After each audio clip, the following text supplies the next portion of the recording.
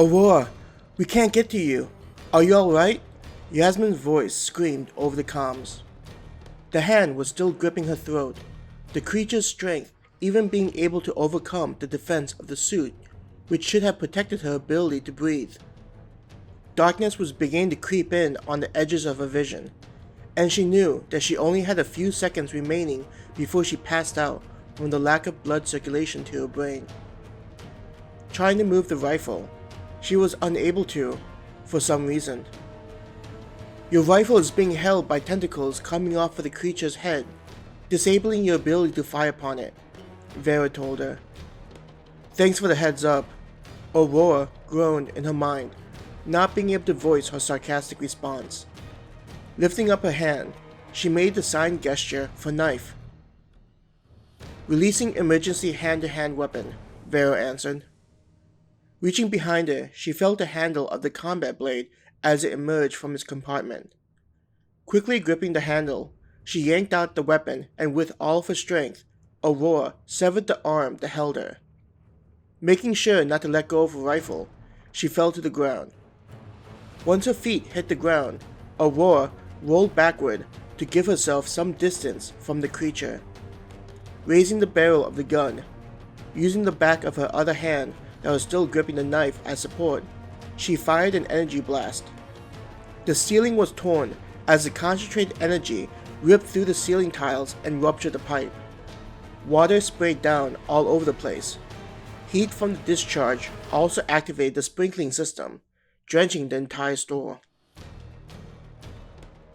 Where there should be guts splattered all over the ceiling, there was only the downpour of water.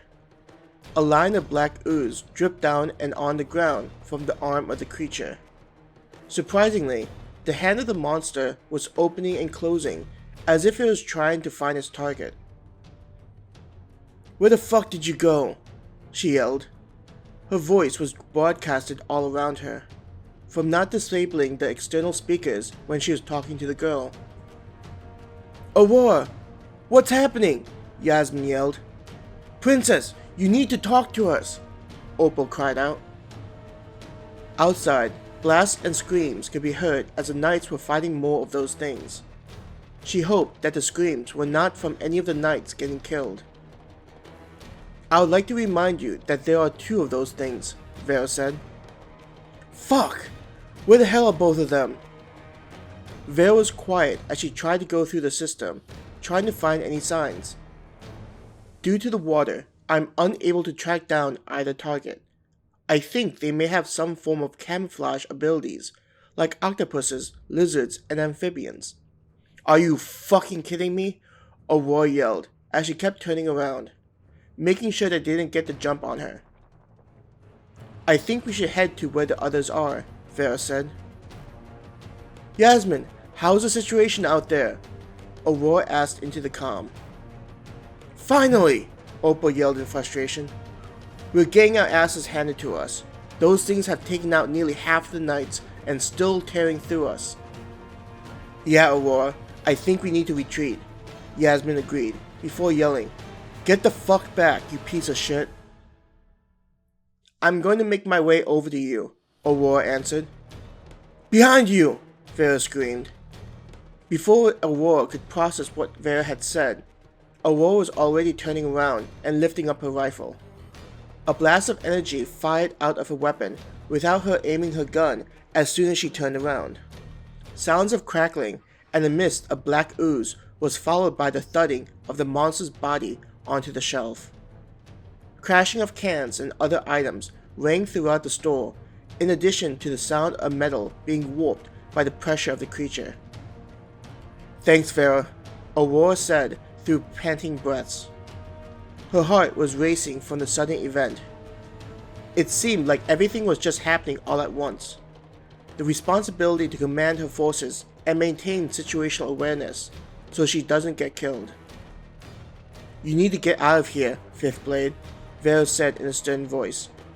"Those creatures are too fast, and I nearly didn't catch it in time for your reflexes to react." Not bothering to argue, Aurora made a mad dash, not towards the entrance, but the window next to it. Jumping in the air, She felt the brief resistance of the glass before it shattered around her. She didn't want to risk the automatic doors not being wide enough for her quick movements. Rolling onto the ground, she quickly got to her feet, dirt and pieces of glass cascading off of her suit. "Duck!" Yasmin yelled. Dropping to the ground, Aurora heard the roaring of one of the creatures her people were fighting against. Turning her head to the right, she saw one of the monsters being flung back. Rolling to her side and quickly getting up, she assessed the situation. There were bodies all over the place, many of them belonging to knights. "Jill, Alex, on me!" she yelled into the calm. It felt like going from the fryer and into the fire. Swarms of monsters were heading towards them. Aiming quickly, she fired several blasts to 3 of the closest monsters. "What the fuck?" Aurora said as she looked to see one of the monsters continue to run towards her without a head. A bolt of energy went past her and into the chest of the creature. "Aurora, you need to call for a retreat," Yasmin yelled at her.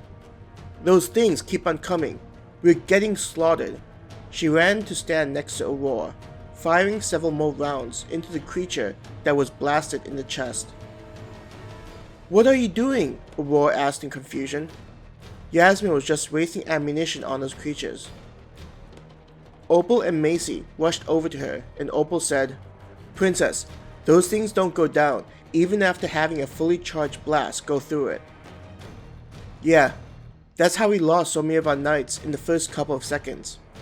A knight would take down one of the creatures and turn to fight off the next one, just to be killed by the previous monster," Yasmin added, as she rapidly fired into another monster rushing towards them. That's when Aurora noticed that the knights were unloading rounds into creatures, instead of following their training. In her mind, the image of the arm, still trying to strangle her, appeared. "Fifth blade!" Jill's voice rang out. Aurora saw Jill and Alex heading towards her quickly, with Jill carrying the little girl. "Fifth blade, those things aren't reacting the way they should," Alex said, a hint of panic in her voice. "They should go down with just a round of my weapon, but they don't." Understanding that she needed to get a hold of the situation, Aurora ordered, "We're evacuating. Jill, I want you to organize your knights into retreat formation. You guys will be in charge of making sure those things stay off of our backs." "Yes, Fifth Blade," Jill answered and saluted. Alex also saluted, looking like she appreciated the familiarity of receiving and carrying out orders. "Vera, get me to Lexi," Aurora said. After getting confirmation on the connection, she said, "Lexi, we're being swarmed by monsters. I've ordered a retreat, requesting permission to rendezvous." "Permission granted. Before you get here, you need to make sure you clear any hostiles from following you," Lexi said. "I'll have some knights meet you halfway and help if necessary." "Commence retreat!" Aurora yelled out to the group. "Vera, take over from here," she said to the AI. "Understood." Without Aurora moving her legs, the suit began running on its own in reverse. Aurora saw the ground going past her and watched the other knights start to run backwards. There were only 4 knights, including Jill and Alex. 2 of the knights and Alex were in the very rear of the formation, blasting their weapons at the creatures that were trying to follow after them. Jill was still holding the girl, but was using her free arm to fire her blaster. Aurora was really grateful for their AIs being able to take control and free the wearer of concentrating on movement when they need to continue applying pressure to the enemy. Yasmin and Opal were next to her, also firing at the monsters trying to get past the knights from the sides. Macy was tasked with making sure that no surprises appeared in front of them. Pulling out the empty battery pack from her weapon, Aurora shook her head. "This is crazy. I shouldn't have to change my cartridge until much later. At the rate I use this battery pack, I might run out of cartridges in the next couple of days." She opened up one of the storage packs on her hip and pulled out another power cartridge. Slamming it into the rifle, she saw her HUD flash an affirmative and charged her gun. "We need to figure out a more effective way to take down these things, or we're going to be in trouble soon," Aurora said. Looking through the sighting system, she increased the zoom and aimed at one of the creatures. Her target was where she estimated was where the legs attached to the hip. Pulling the trigger, she soon saw the creature trip and tumble. She silently cheered at stopping one with the minimum amount of force. Her celebration was short-lived, however, when it got back up and began using its arms in conjunction with the one leg. "You got to be kidding me," Aurora cursed. Just as she was about to unload another round of energy blast at the creature, she stopped herself. Bringing the rifle back up, she zoomed in towards the same monster, and this time aimed from one of its arms. Aiming at the thing's shoulder, Aurora fired a blast at the thing. The creature's arm flew off, and it crashed to one side. Aurora saw that it tried to get back up, but with both appendages severed from its body on one side, the thing was forced to just flail around or crawl. Getting excited about her success, Aurora quickly sent out a message to everyone. "Aim for the leg and arm on one side." "Roger," Aurora heard back from everyone. The results were quickly seen when the number of monsters chasing after them began to dwindle slowly. There were only 8 of them at this point, with only 7 focusing on the monsters chasing towards them. Aurora looked at the things and guessed that there were nearly 20 still trying to attack them. The plus side was their ability to continue to fight as they were retreating and her idea of fighting the creatures. If these factors weren't present, Aurora could only assume they would have been long overrun.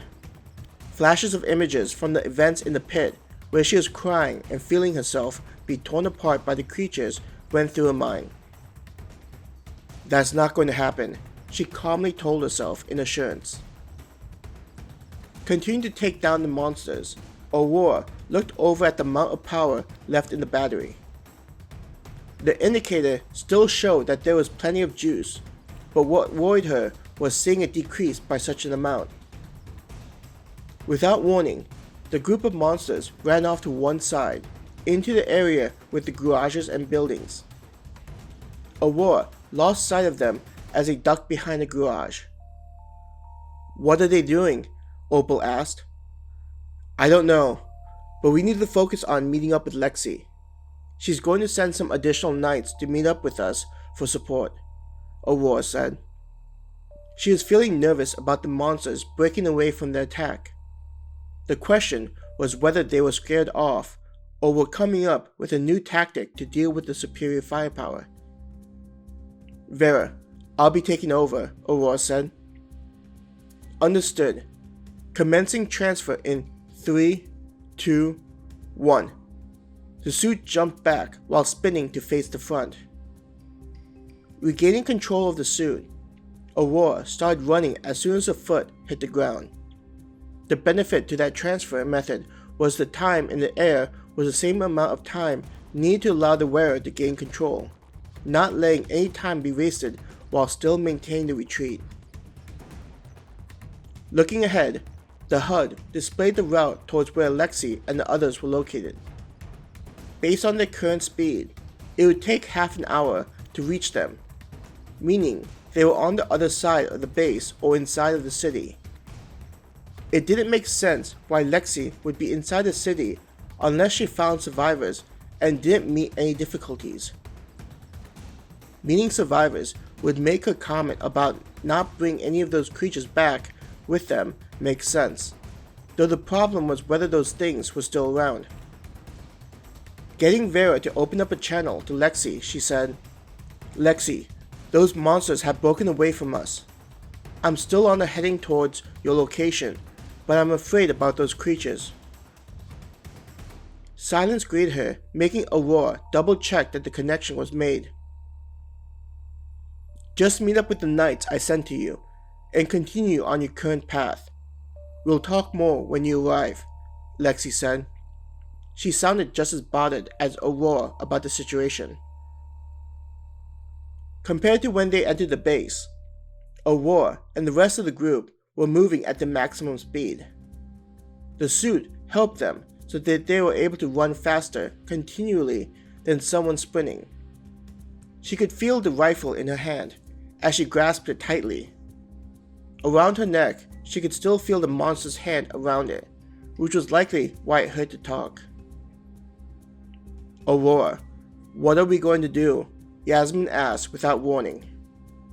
Yeah, Princess, we aren't trained to handle those creatures, Opal agreed. Look at what happened with getting attacked by that small number of monsters. We'd end up using up all of our power packs for our weapons, just taking them apart. Those damn monsters are extremely durable. Let's see what Lexi thinks about this, Aurora said. The group continued heading towards where Lexi and the others were located when she noticed movement between two of the structures on the right. I think we have more company, Aurora stated. She glanced at the top of the structures in time to notice the creatures were on the roofs. They jumped from the top of the garages and storage buildings and arced towards Aurora and the others. Defensive formations! She quickly yelled out to the others. Aiming her weapon, she blasted one of them just below its hip and blew off the thing's legs. Instantly swinging the barrel over, Aurora fired another blast and ultimately crippled the monster. It struck the ground, tumbling with its arms waving about.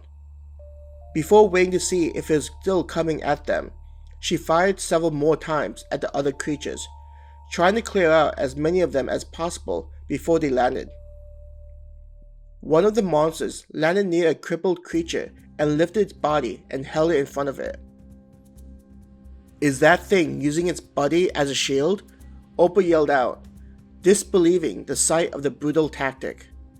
She blasted the wounded monster, but wasn't able to destroy the shield in time before it reached her. The monster threw the shredded body at Opal, hitting her and making her try to regain her footing. While she was off balance, the beast launched itself at Opal and knocked her to the ground.